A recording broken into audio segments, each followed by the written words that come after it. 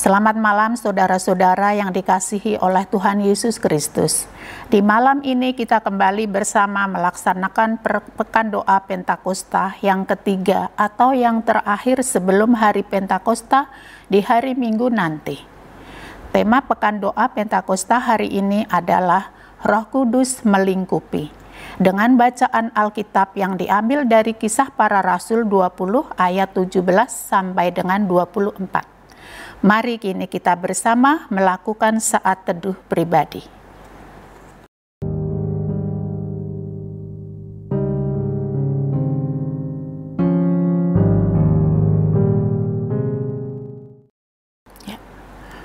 Saudara-saudara, pekerjaan Roh Kudus akan nyata ketika kita peka terhadap tuntunan Tuhan dan senantiasa memiliki kasih di dalam hidup kita. Seperti yang dikatakan Rasul Paulus kepada jemaat di Korintus, bahwa yang terpenting di dalam hidup ini bukanlah fokus kepada berbagai rupa-rupa karunia, melainkan hidup kita yang memancarkan kasih Tuhan. Untuk mengawali persekutuan ini, mari kita menyanyikan "Sekalipun Diriku Dapat Berkata-kata".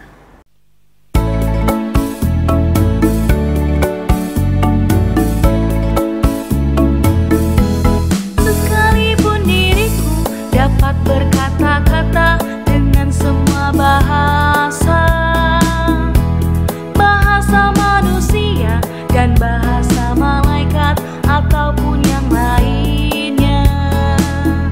Tapi jika aku tak mempunyai kasih, aku serupa gong yang menggema dan canang yang gemericik. Sekalipun diriku memiliki karunia bernubuat, sekalipun diriku punya iman sempurna untuk pindahkan gunung, tapi jika aku tak mempunyai kasih, tiada berguna lagi diriku, tiada berguna diriku.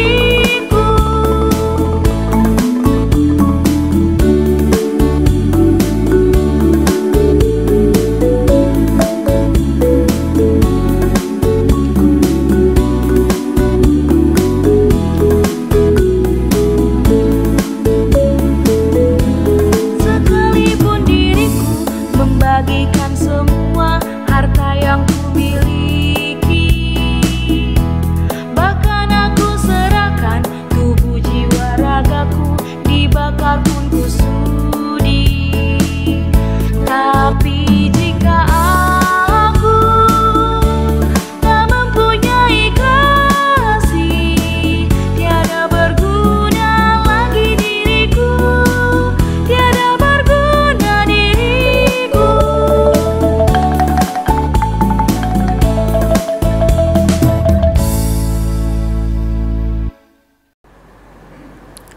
Mari kini kita bersatu di dalam doa. Ya Allah yang penuh cinta kasih, ampunilah kami jika dalam hidup ini kami belum sepenuhnya melakukan apa yang menjadi teladan dan pengajaran-Mu. Roh-Mu yang kudus senantiasa melingkupi kehidupan kami. Karena itu kami tidak pernah gentar dan lemah iman dalam menjalani seluruh pengalaman hidup ini. Kami berdoa, kiranya melalui tuntunan daripada Roh-Mu yang kudus, maka berita firman Tuhan yang nanti akan kami dengar dapat sepenuhnya kami lakukan di dalam kehidupan kami. Inilah doa kami, di dalam nama Tuhan Yesus Kristus kami berdoa. Amin. Sesaat lagi kita akan mendengarkan firman Tuhan. Mari kita persiapkan diri kita dan menyanyikan "Berkumandang Suara dari Seberang".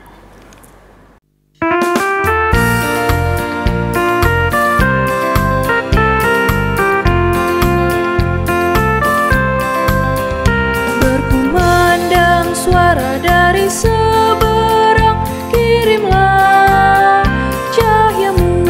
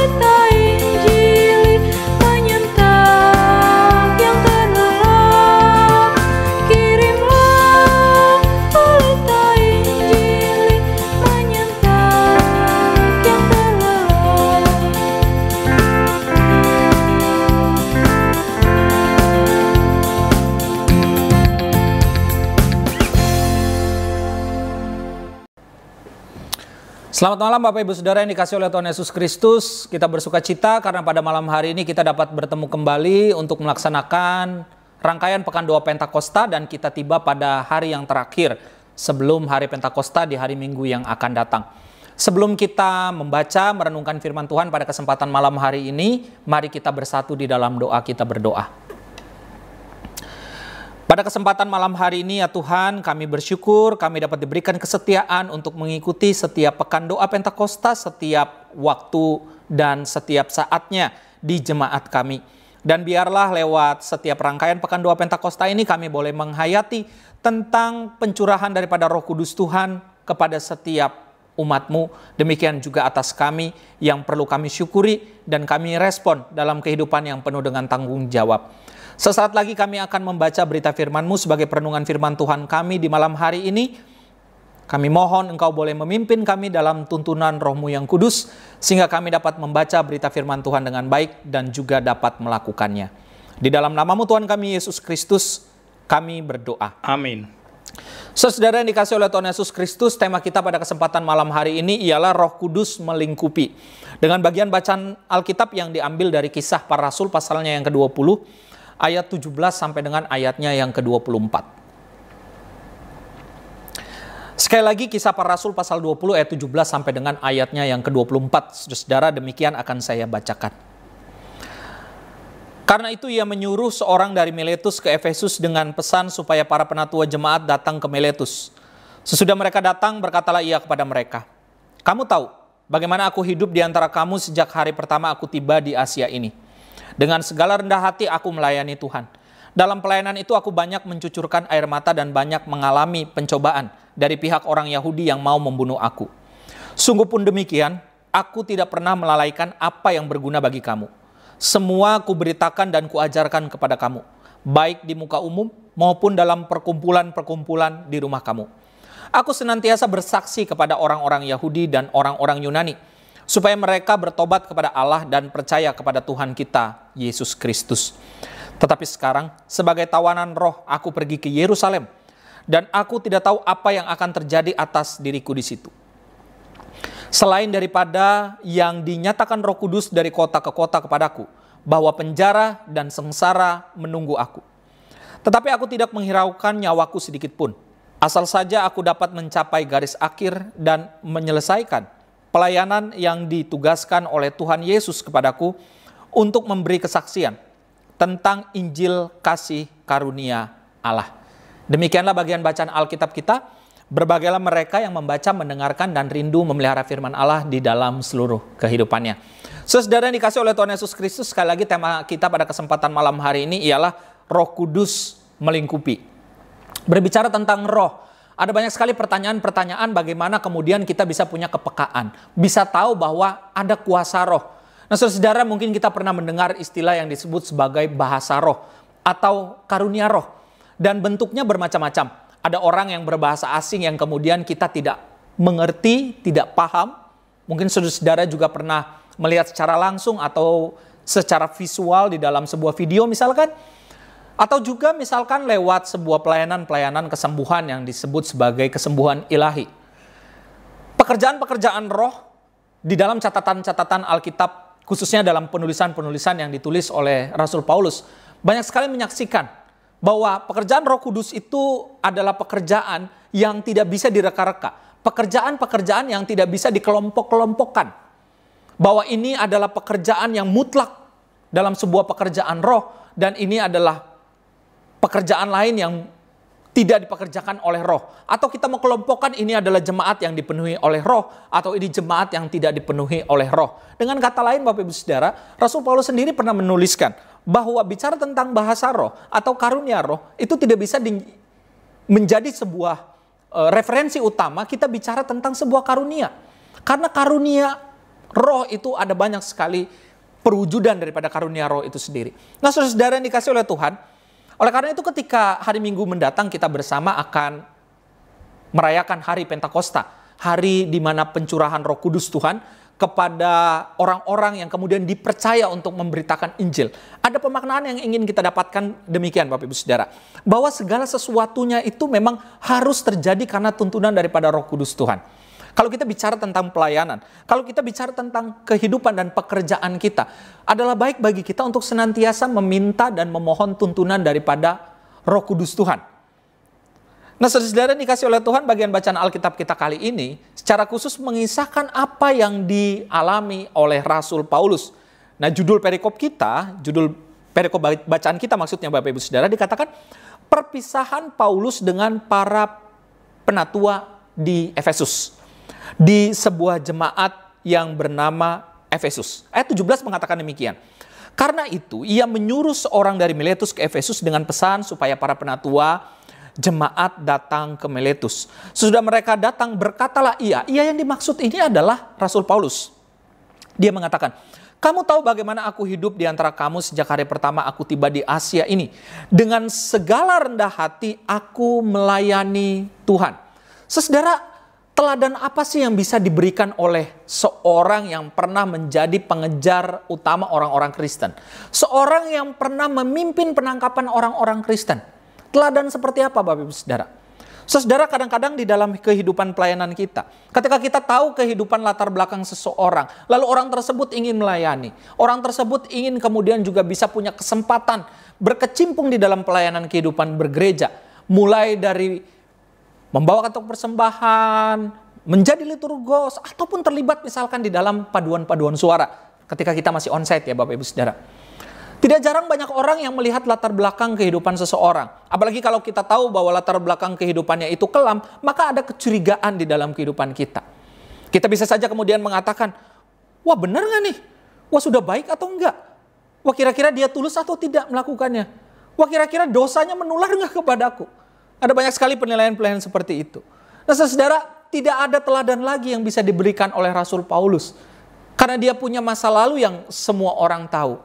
Bahkan di dalam Alkitab juga diceritakan, sejarah di luar Alkitab juga mencatat, ada banyak sekali kecurigaan-kecurigaan dari pihak-pihak kekristenan perdana atas kehadiran Paulus saat itu. Karena orang melihat latar belakangnya. Oleh karena itu Paulus mengatakan, dengan segala rendah hati, aku melayani Tuhan. Dia ingin mengatakan bahwa pelayanan yang dilakukannya ini adalah pelayanan yang dipenuhi oleh kerendahan hati.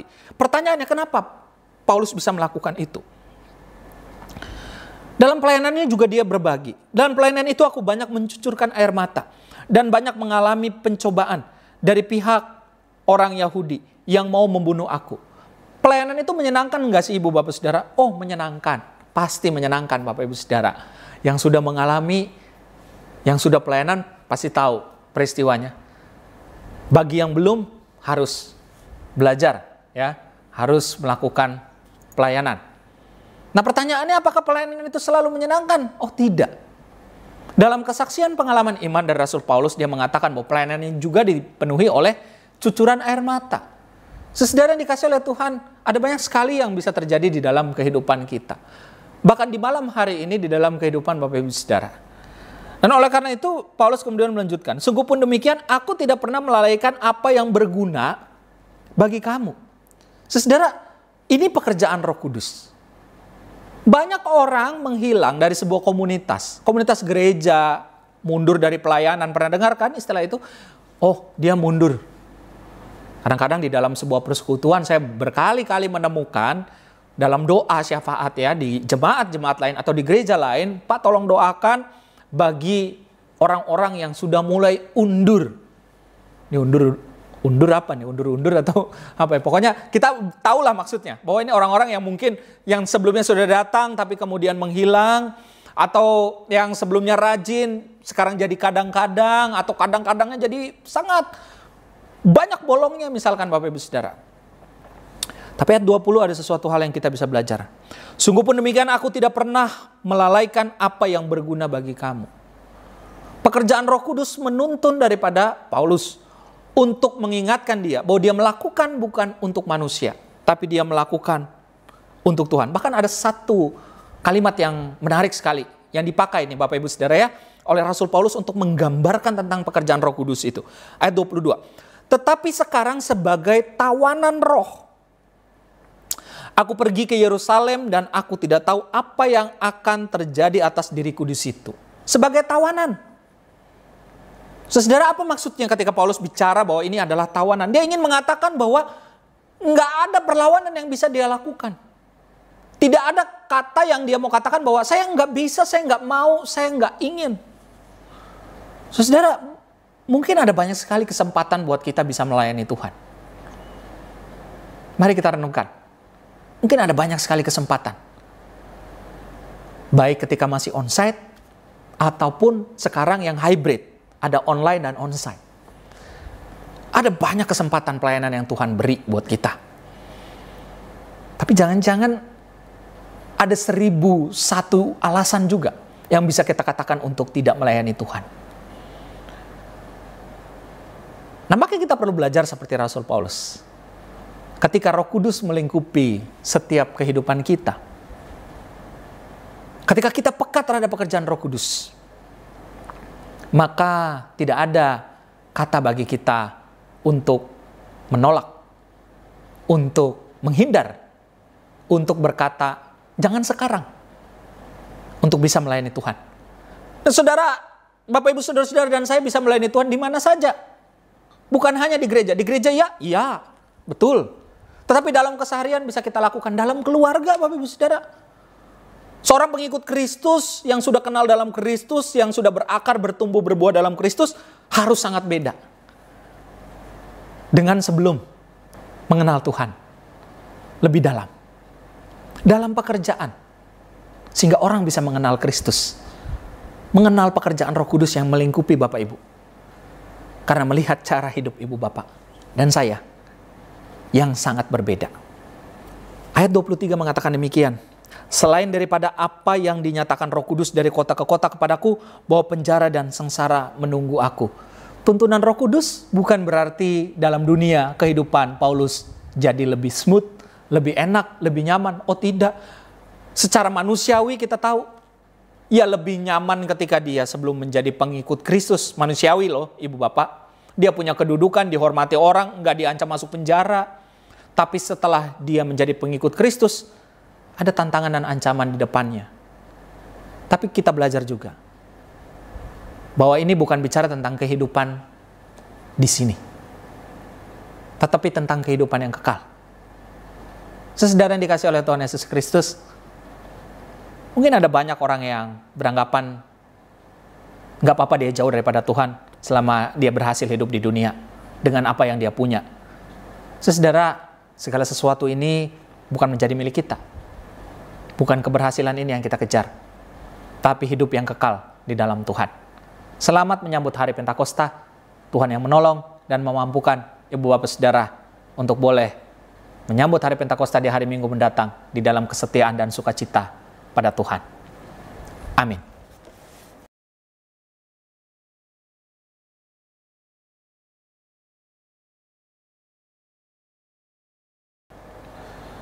Saudara yang dikasih oleh Tuhan Yesus Kristus, dalam menghayati tema kita, Roh Kudus yang melingkupi, serta firman Tuhan yang baru saja kita dengar, marilah kita bersama merenungkannya. Di dalam kehidupan kita bersama-sama menyanyikan, datanglah ya Roh Kudus.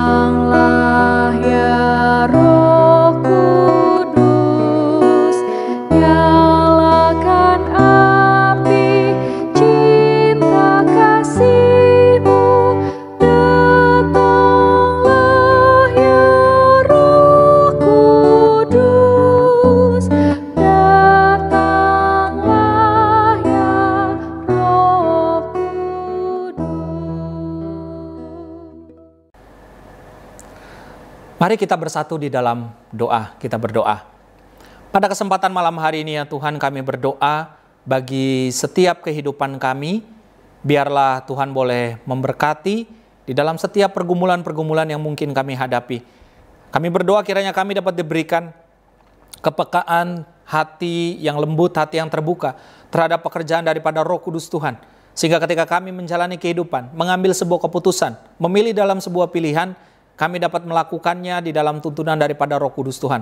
Kami juga berdoa ya Tuhan, kiranya kami dapat dikuatkan untuk setiap pergumulan yang kami hadapi, di mana kami mungkin merasa ini adalah kehidupan kami yang tidak mudah dan berat. Tetapi kami percaya ya Tuhan, ketika kami bersandar kepada Tuhan, maka Tuhan akan memberikan kami jalan dan Engkau akan bersama-sama kami di dalam menjalaninya. Dan kami percaya bahwa lewat kasih setia Tuhan, Tuhan yang dapat menopang setiap kami. Dalam doa ini kami ingin berdoa ya Tuhan, kiranya Engkau boleh memberkati untuk kebaktian hari Pentakosta yang akan dilaksanakan pada hari Minggu esok. Biar Tuhan boleh memberkatinya, dan biarlah kami juga diberikan sebuah kesetiaan dan mengingat untuk kami juga boleh mempersiapkan persembahan syukur tahunan kami. Kami mengucap syukur untuk setiap kasih dan pemeliharaan Tuhan. Walaupun sepanjang tahun ini ada berbagai pengalaman dan peristiwa yang tidak mudah kami jalani, tetapi biarlah ungkapan syukur kami dapat tetap kami lakukan di dalam cinta kasih Tuhan melalui jemaat-Mu. Inilah doa kami ya Tuhan. Di dalam nama-Mu Tuhan kami Yesus Kristus kami berdoa. Amin. Saudara-saudara, dengan penuh pengharapan dan kesediaan diutus Tuhan, marilah kita mempersiapkan diri menyambut hari Pentakosta di hari Minggu nanti. Atas nama Majelis Jemaat dan Jemaat GKI Harapan Jaya, kami mengucapkan terima kasih untuk kesetiaan saudara-saudara dalam mengikuti persekutuan Pekan Doa Pentakosta selama ini. Kita menutup persekutuan di malam hari ini dengan menyanyikan Bila Badai Hidup Menerpamu.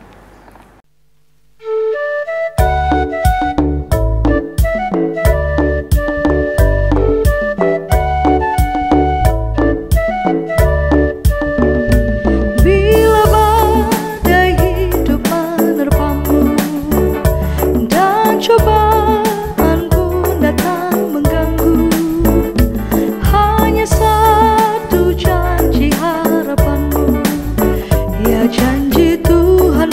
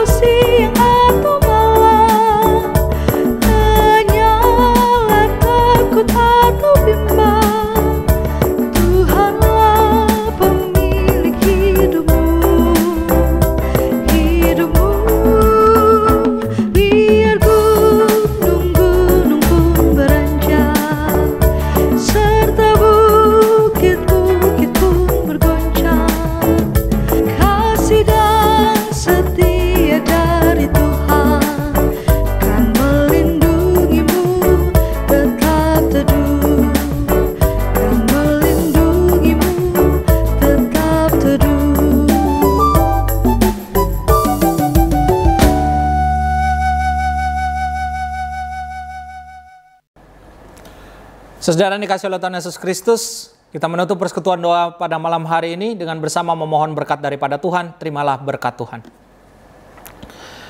Kiranya kasih karunia dari Allah Bapa, damai sejahtera dari Tuhan Yesus Kristus, dan persekutuan Roh Kudus senantiasa menjaga, memelihara, dan menuntun kehidupan engkau dari kini kekal sampai selama-lamanya. Amin.